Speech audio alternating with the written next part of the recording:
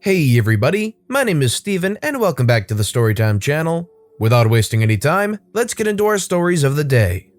Roommate blackmailed us and almost lost us our apartment, so we played dirty. So my friend and I were in our second year of college together and were roommates. We were both transfers and going into senior year and had been renting an apartment for the past year. The two of us had lived with 3 other people the first year, but they graduated and moved out. The apartment had 2 rooms and a den with double doors that could be used for 1 person. We had 2 people in each room and 1 in the den. We needed to find people to replace our old housemates, and my friend knew a couple people who were living together and wanted to move to a new place together. She talked to them and set everything up before summer, so that way during the fall we would already have everything figured out. We signed the lease before summer vacation and everything seemed fine. One girl wanted to rent out the big room to herself and would pay full price for it. Let's call her Sharon. The other one would live in the den, who I will call Carrie. There would only be 4 of us instead of 5 the coming year, which we were looking forward to. However, over the summer, Sharon started having second thoughts about living with Carrie. Apparently, while living together, they'd had some issues. Sharon called my friend and I and told us that apparently Carrie had pushed her down the stairs while they lived together, and she bought pepper spray and a taser just in case. According to Sharon, one night they thought they heard someone trying to break into their apartment and were standing at the top of the stairs listening, when Carrie told Sharon to go check it out. Sharon didn't want to go, so Carrie pushed her and Sharon fell down the stairs. We asked Carrie about this, but she said that while they heard suspicious activity and called the police, she never pushed Sharon down the stairs. My friend and I didn't know what to believe and ultimately told Sharon they'd have to work it out since she was the one having doubts. We also told her that if she changed her mind, we'd need at least a month's notice. Sharon decided she still wanted to live with us and was okay living with the other girl, so we thought it was fine. Summer passes and fall arrives. Sharon is moving in. Carrie is planning on moving in a few days later. However, Sharon brings someone over to the apartment and starts showing her around. She apparently wanted a roommate and wanted us to sign the new person onto our lease with an addendum, but she hadn't talked to us about it before. Apparently, she didn't feel safe with Carrie around and said she'd feel safer with a roommate. She told her potential roommate she hadn't known she'd be living with Carrie, even though the 4 of us had signed addendum to put both of them on the lease at the same time. My friend and I thought things were getting weird at this point and started feeling concerned.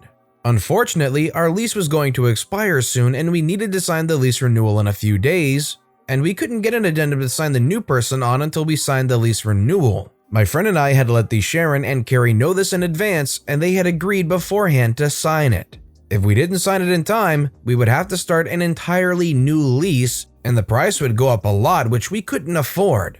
So if we didn't sign our new lease agreement in time, we would all have to find another place to live. Since school was about to start, it would have been hard to find another place to live so quickly. This wouldn't have been an issue, but then Sharon was afraid that Carrie wouldn't sign the new person onto the lease and said she wouldn't sign the lease renewal if we didn't add her roommate first. We got pissed because she had never even asked us if we were okay with living with one more person or let us know beforehand, and now she was risking everyone's place to stay to try and make us sign someone we'd never met onto the lease. We told Sharon we couldn't sign her roommate on before renewing the lease since we had to renew it so soon, which was the apartment's rules. She kept making more demands and told us that if we didn't do what she wanted, then she wouldn't sign the lease renewal and we'd all be without a place to live. She wanted me to observe a verbal agreement as a third-party person between her and Carrie, where Carrie would agree to sign the new person onto the lease after we signed the lease renewal. I told her I wasn't comfortable with this, so this is where the fun starts. Carrie seemed nice so far, and my friend and I were really uncomfortable with how Sharon was acting. She continued to move all of her stuff in while telling us her conditions. We wouldn't agree to any of them, not only because there was no way to meet them under the rules of our apartment complex, but also because we weren't going to let this girl control us like that and make us live with someone we didn't know if we wanted to live with. However, then Sharon came up with a clever idea. She said that if we could sign her off of the lease with an addendum, then sign the lease renewal with Carrie, and then sign her and her roommate back onto the lease, that way she would have no chance of getting stuck on the lease without a roommate. My friend and I told her that we agreed to this and told Carrie as well, who also agreed. My friend and I went to the office to let them know. So they wrote the addendum to take Sharon off of the lease. Everyone in the apartment had to sign it in order for it to be valid. My friend, Carrie, and I signed it and waited for Sharon to sign it after telling her it was ready. She went downstairs and signed herself off the lease. After this, she came back up, and my friend and I informed her that we would not be signing her back onto the lease. She told us that if we didn't want to live with her, she would have signed herself off anyways, but we didn't believe her. She started crying and told us that she had just finished setting up her desk. We didn't care. She had threatened 3 other people's security and place to live, as well as her potential roommates. She went outside and slammed the door. My friend and I were relieved it was over and that we wouldn't be losing our apartment. We just needed to find someone to take her place. Sharon came back in with a smug look on her face and told me she had her mom on the phone and her mom wanted to talk to one of us. I took the phone and put it on speaker while my friend listened. Carrie went to her space and closed the door. When I answered the phone, Sharon's mom went off on me. She called me a witch and told me to go to heck. I stayed calm and told her that I stood by the decision we made. She told me to go to heck several more times. Then she told me Sharon had nowhere to go and I didn't give a rat's butt. I told her she was right, I didn't. Her mom told me to go to heck one more time and hung up. I gave the phone back to Sharon, who seemed surprised that I wasn't intimidated. She whispered, "Sorry," as I gave her phone back to her. Then she went to her room to take her stuff apart and start packing. Since we paid the lease in advance for our place, as per the apartment's rules, Sharon had paid to stay until the end of the month, so we let her stay until then. This gave her about 5 days to figure something else out. She made it as difficult as possible, but eventually left. Pretty sure I didn't see her on campus or anything after that, so that was the last time I saw her. The best part is that girl who was going to be Sharon's roommate still needed a place to stay, so we signed her onto the lease and helped her find a roommate. It was actually a fairly lengthy battle, but in the end, we won our apartment back. Word of advice, don't sign people onto your lease months in advance, even if they will pay for their room while they're not there. People can make a lot of changes in a few months, and if they don't know you, they won't care about freaking you over. So let's say this was you. So this girl starts making some really weird demands and requests, and starts putting your place to stay in jeopardy. What do? Let me know in the comment section down below. For everyone that yells Freebird at concerts, you know who you are. One of you is at every god-darn show.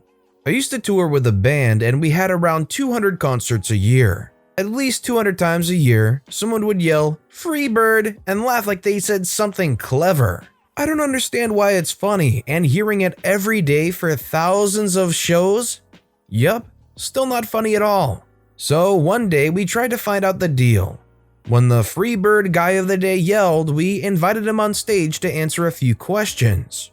Why do you yell Freebird? Because it's funny. Why is that funny?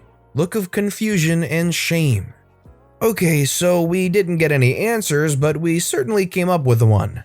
Nobody comes up with ridiculous ideas like a group of 20-somethings who spends 15 hours a day in a van together. First thing we had to do was buy a sampler. This is a small piece of equipment that you can pre-program with any sounds you want and press buttons to trigger them. They are pretty expensive, so the one we bought for the prank was $1,200. Side note, we were staying all 5 members to a single hotel room every night and eating nothing but dollar menu garbage and ramen. Because even if your band is doing good, you're still broke. I just want you to understand how ridiculous it was for us to spend $1,000 on this. As far as I'm concerned, it was worth it 10 times over. The next thing we needed was a folding table with chairs for all of us, some teacups, and a newspaper or 2. We would set these up next to the stage and no one would even notice it was there. So we found a 16-minute long version of Freebird and loaded it onto the sampler. The trap was set. Sure enough, someone yelled Freebird at the next show. This time, our lead singer acted really interested. What's that you say? Freebird? Do you want to hear Freebird? The audience cheers loudly. So, just to be clear, you want us to stop playing our set and instead play Freebird? They cheer again in approval.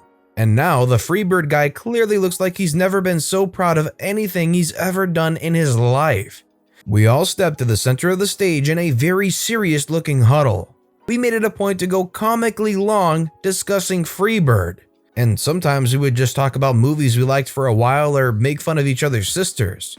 When we felt like it had gone on long enough and we were terrible about making jokes go way too long, we all nodded and made it clear that we had just agreed to play Freebird.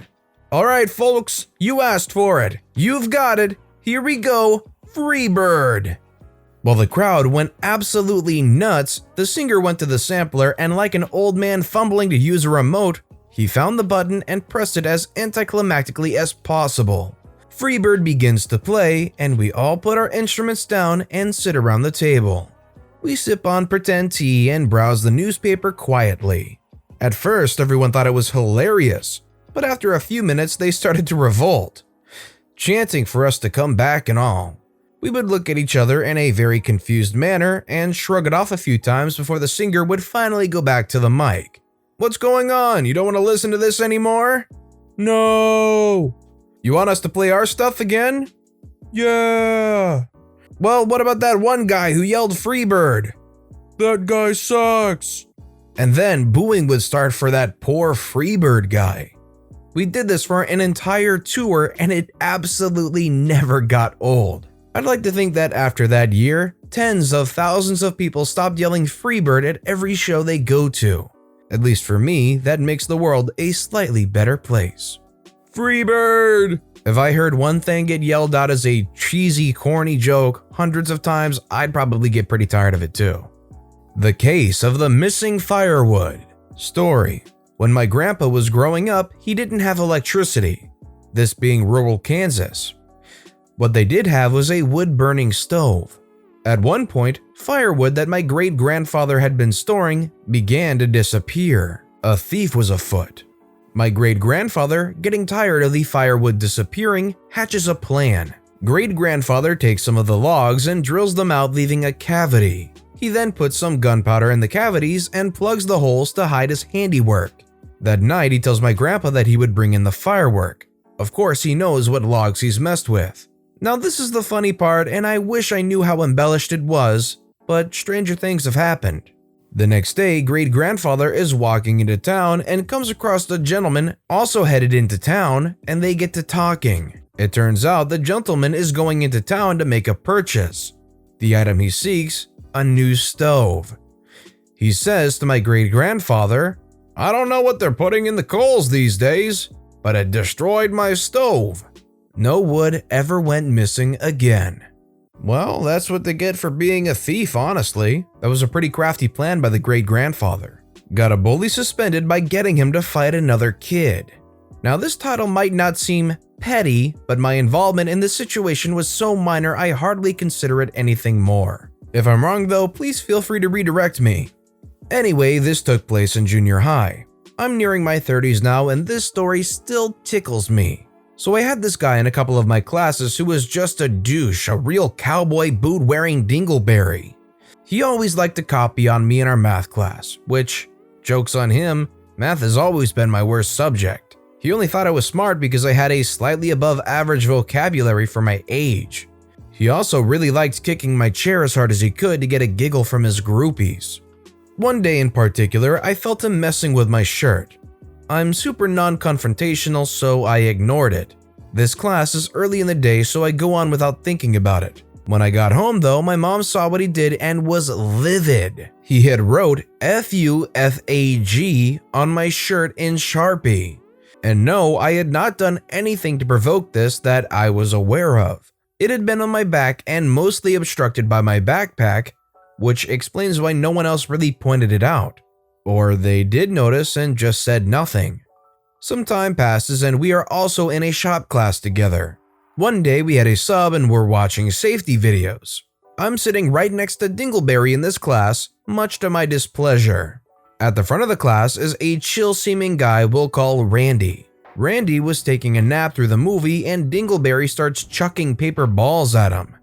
It was about the third ball when Randy turned to him and said, "Throw one more and I'm gonna beat your butt." Randy lays his head back down. Dingleberry realizes he's out of paper. He then asks me for a piece. I happily obliged and let come what may. Of course, Dingleberry tries his luck and Randy leaps over desks and beats his butt. The sub broke it up pretty fast and they were both sent to the office. I then got a wonderful break from Dingleberry for a week or so, and all I did was hand him a piece of paper that he should have used to just take notes.